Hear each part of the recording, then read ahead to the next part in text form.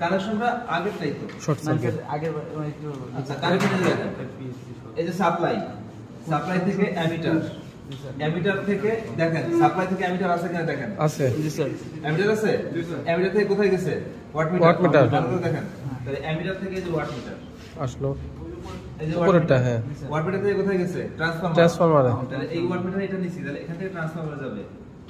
এই যে watt meter থেকে ট্রান্সফরমার জি স্যার ঠিক আছে ট্রান্সফরমার আর নিউট্রাল হ্যাঁ নিউট্রাল মানে শর্ট শর্ট এরপর কি করছে নিউট্রাল এবার এই নিউট্রালটার ইনপুট কানেকশন দিছে এখানে আর এই নিউট্রালটার আউটপুট কানেকশন দিছে এখানে ট্রান্সফরমার আর প্রান্তে ওয়াটমিটারে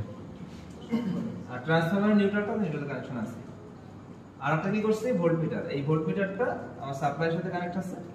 আর এখানে আমরা বায়াসিং হিসেবে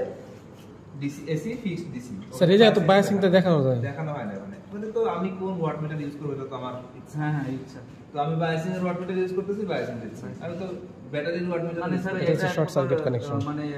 ওয়াটমিটার অন করার জন্য আর কি সাপ্লাই হ্যাঁ এটা ওয়াটমিটার এটা কানেকশনের বাইরে তাহলে এই হচ্ছে আমাদের ডায়াগ্রাম আমাদের কানেকশন জি স্যার ঠিক আছে ওপেন সার্কিট আবার দেখবি নাকি তাহলে এটা খুলে ফেলেন